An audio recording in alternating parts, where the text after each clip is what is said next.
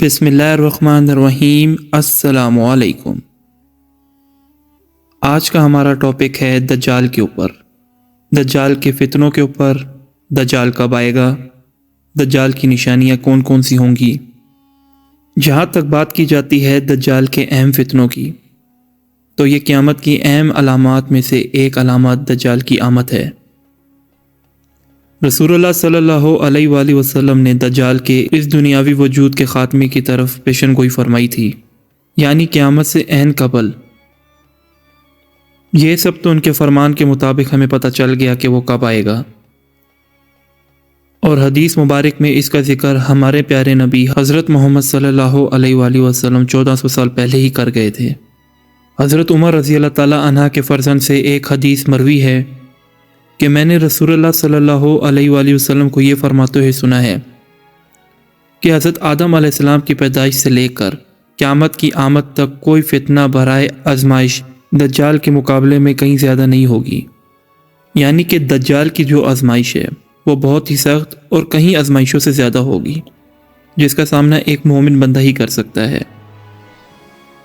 اللہ کے رسول صلی اللہ علیہ وآلہ وسلم نے سورہ کہف کی باقاعدہ تلاوت کر کے فرمایا ہے، جو یقیناً مسلمانوں کو دجال کے فتنوں سے بچائے گی، اور دجال کی کئی نشانیاں ہیں جس میں سے چند ہم آپ کو بتائیں گے۔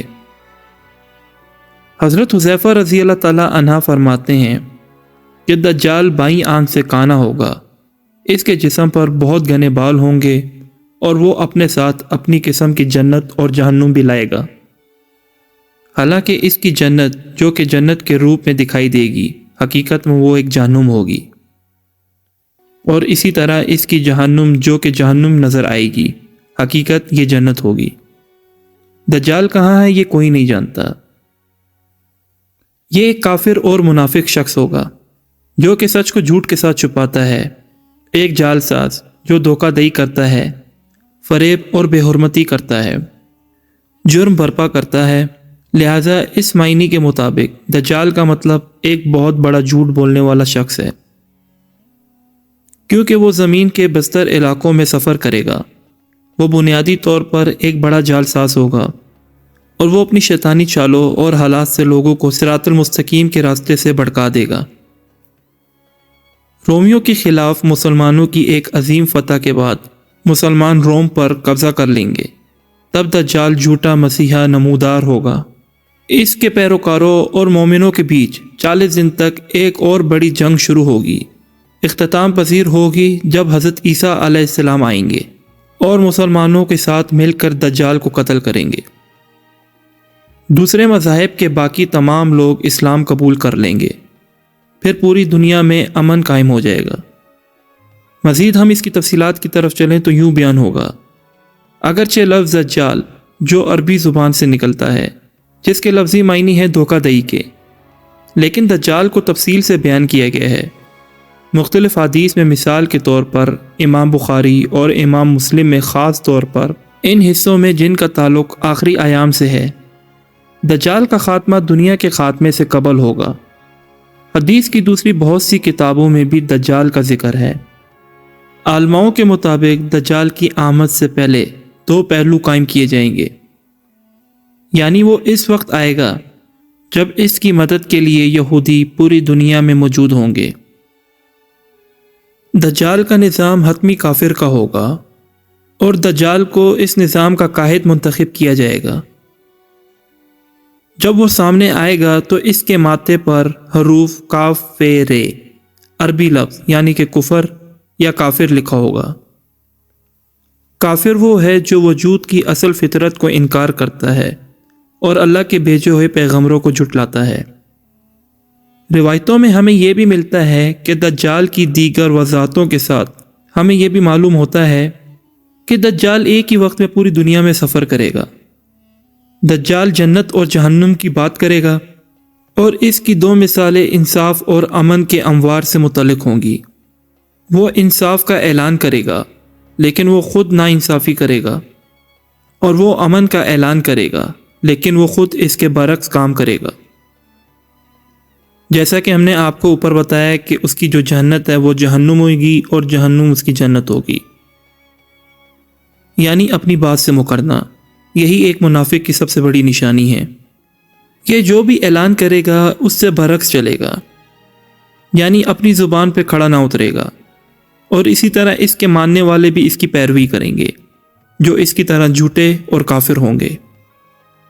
دجال یہود نسل کا ہوگا، وہ بہت چڑچڑا اور انتہائی غصے والا ہوگا۔ دجال ایک آنکھ سے کانا جبکہ اس کی دوسری آنکھ تیرتے انگور کی طرح ہوگی۔ اس کا قد چھوٹا ہوگا، دکھنے میں یہ تھوڑا سا موٹا لگے گا، مرغی جیسی اس کی ٹانگیں ہوں گی، بال اس کے سیاہ گھنگرالے ہوں گے۔ اس کے پاس ایک گدھا ہوگا جو کہ اس کی سواری ہوگی، جو کہ رنگت والا ہوگا۔ اس کی پیشانی پر ایک آنکھ کے درمیان لفظ کافر ہوگا جو کوئی بھی مومن پڑھ لے گا۔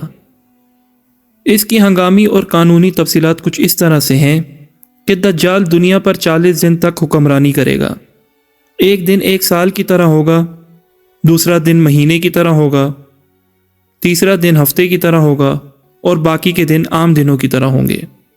اسی طرح اس کا راج 14 ماہ 14 دن تک جاری رہے گا۔ وہ شام اور عراق کے درمیان فساد برپا کرے گا اور لوگوں کو آپس میں لڑوائے گا۔ دجال کے پیروکاروں کی تعداد 70,000 یہودیوں سے بھری ہوگی۔ بنیادی طور پہ یہودی پیروکار ہونے کے علاوہ اس کے ساتھ ساتھ خواتین پیروکار بھی بڑی تعداد میں ہوں گی، اور بہت سی مختلف روایتوں میں اس کے بارے میں بیان کیا گیا ہے۔ جیسے حضرت عمران کے بیٹے حسین فرماتے ہیں کہ رسول اللہ صلی اللہ علیہ وآلہ وسلم نے فرمایا، دجال کے بارے میں سننے والے کو اس سے دور رہنا چاہیے۔ اللہ کی قسم ایک شخص اس کو مومن سمجھے گا اس کے حیرت انگیز کارناموں کو دیکھ کر، وہ اس کا پیروکار بن جائے گا۔ ابو سعید کی بیان کردہ ایک بڑی حدیث میں ہے کہ رسول اللہ صلی اللہ علیہ وآلہ وسلم نے فرمایا کہ دجال آئے گا لیکن اس کے لیے مکہ اور مدینہ میں داخلہ منع ہے، اور یہ چاہتے ہوئے اتنی طاقت کے باوجود بھی اس جگہ پہ داخل نہ ہو سکے گا، کیونکہ مکہ اور مدینہ کی حدود پر فرشتے تلواروں کے ساتھ کھڑے ہوں گے۔ وہ مدینہ سے باہر ایک بنجر زمین پر کیمپ لگائے گا۔ ایک شخص جو پختہ ایمان والا ہوگا اس سے یہ کہہ کر مقابلہ کرے گا کہ تو وہی دجال ہے جس کے بارے میں میرے رسول اللہ صلی اللہ علیہ وآلہ وسلم نے ہمیں آگاہ فرمایا تھا۔ حضرت انس رضی اللہ تعالیٰ عنہ سے روایت ہے کہ رسول اللہ صلی اللہ علیہ وآلہ وسلم نے فرمایا، دجال آئے گا اور مدینہ کے مضافات پہ پہنچ جائے گا۔ 3 زوردار زلزلے آئیں گے، اس وقت تمام کافر اور منافق مدینہ سے فرار ہو جائیں گے۔ اس طرح مدینہ منورہ تمام شر پسند منافقوں سے پاک ہو جائے گا۔ حضرت اسماء رضی اللہ تعالیٰ عنہ کی بیٹی بیان کرتی ہیں کہ رسول اللہ صلی اللہ علیہ وآلہ وسلم ایک بار میرے گھر تشریف لائے اور وہاں دجال کے بارے میں بات فرمائی کہ دجال کے ظاہر ہونے سے پہلے یہ 3 نشانیاں پوری ہوں گی۔ نمبر 1، ایک سال میں آسمان اپنی 1/3 بارش کو روک دے گا، جس کی وجہ سے زمین اپنے پیداوار کا 1/3 فصل روک سکتی ہے۔ دوسرے سال میں آسمان اپنی 2/3 بارش کو روک دے گا، جس کی وجہ سے زمین اپنے پیداوار کا 2/3 حصہ کھو دے گی۔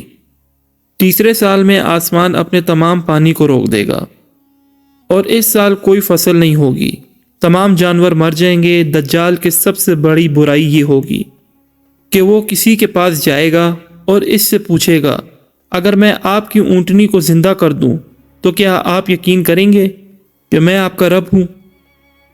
یہ شخص جواب دے گا یقیناً۔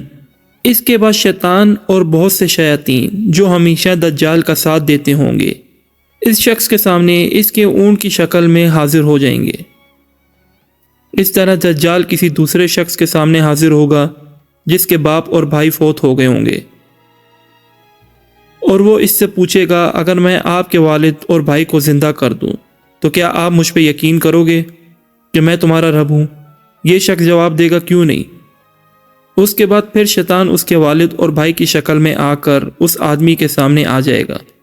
حضرت مغیرہ بن شیبہ کہتے ہیں کہ کسی نے بھی دجال کے بارے میں رسول اللہ صلی اللہ علیہ وآلہ وسلم سے نہیں پوچھا ہوگا جتنا میں نے پوچھا۔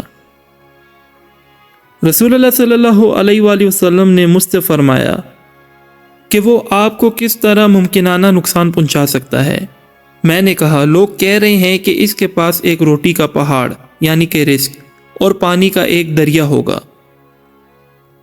اور اللہ کے رسول صلی اللہ علیہ وآلہ وسلم نے فرمایا، اللہ کے نزدیک وہ اس سے کہیں زیادہ ذلیل ہے۔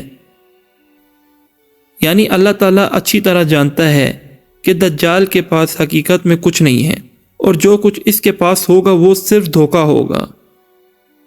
بخاری مسلم کی حدیث ہے کہ آخر میں حضرت عیسیٰ علیہ السلام آسمان سے اتریں گے اور دجال کا تعاقب کریں گے، اور آخر کار اس کو مار کے جہنم واصل کر دیں گے۔ بحیثیت مسلمان ہم یہ مانتے ہیں کہ اللہ ایک ہے اور حضور اکرم صلی اللہ علیہ وآلہ وسلم آخری نبی ہیں۔ دوستو، یہ دجال کے بارے میں ایک مختصر سا بیان تھا۔ اگر آپ مزید اس کے بارے میں تفصیل سے جاننا چاہتے ہیں تو ہمارے کمنٹ سیکشن میں ہمیں کمنٹ کریں، ہمارے چینل کو لائک، سبسکرائب اور شیئر کریں، اور بیل آئیکن کو بھی دبائیں تاکہ آنے والی نئی ویڈیو کا نوٹیفیکیشن آپ کو پہلے ہی مل جائے۔ اپنا بہت سارا خیال رکھیں۔ اللہ حافظ۔